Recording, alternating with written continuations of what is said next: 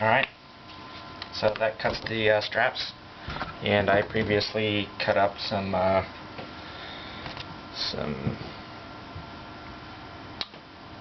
pieces to hold the D-rings down. I used my skiver because the leather is quite thick, as you can see, and this one's a little bit thinner. If I had large rivets, I would be able to not have to use the skiver, but since I only have medium rivets, I'm going to make these thinner so they work. Otherwise, medium rivets are too small.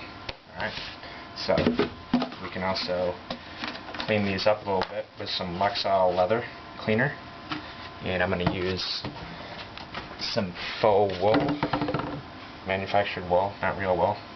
Just put a couple dabs of that on there. Clean these up a bit. I probably could have just cleaned these up like before I cut the straps, like the entire strap altogether, but oh well. I'm just going to do it this way. So we'll clean these up. Alright, we ran out of Lexol leather cleaner on there. A couple more dabs of that. Clean these up a bit.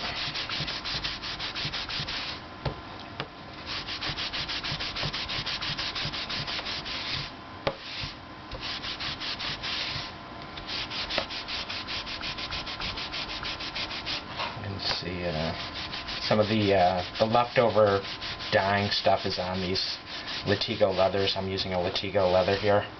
This is a 8 to 10 ounce latigo leather, so it's quite thick. Same stuff as you would use for, say, a belt. We can clean these up too.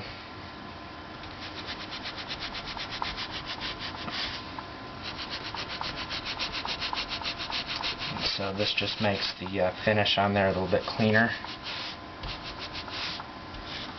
Nothing fancy. Just cleaning it up a bit. And then I used an English point strap end punch to get these nice and fancy like. You can also, that's not necessary. This right here is the English point strap end punch that I've had this for 10 or more years. And so we will proceed with edging these, if you so wish to do. And this is a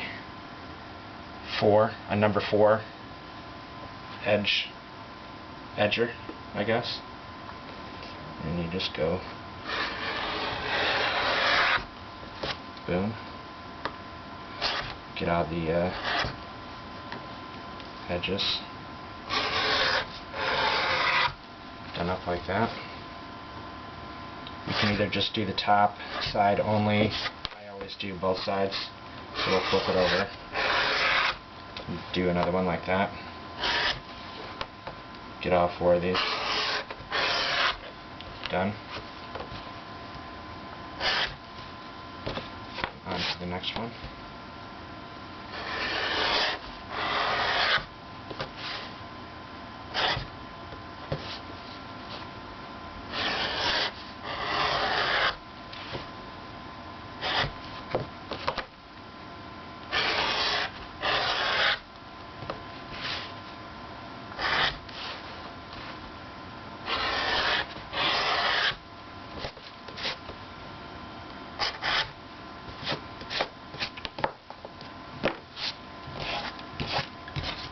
Okay, and I used, this is the strap cutter I used. Of course it's done up for the 1 inch because I had just done these. So I'd cut the 1 inch strap to make the D-ring holder parts of the cuff. This expands, you know, to 2 inch or whatever, up to 4 inches I think. I've never gone that far though. Okay, so the next thing we're going to do is get some, gum these up a bit with some gum tragacanth. Right there, I just labeled, I put some in an old salsa jar. So we'll just do it with the dauber. And just cover the edges like this.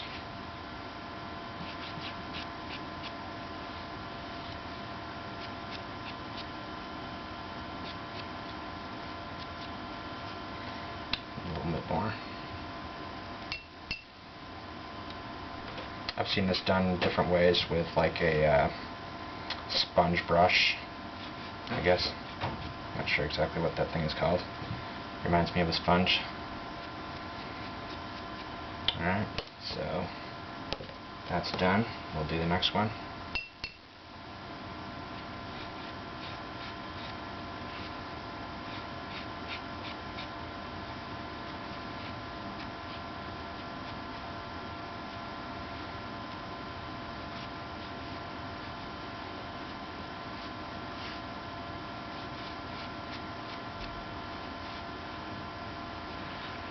Just got to make sure you get it nice and wet, not enough to so it's drooling all over the place. Now we will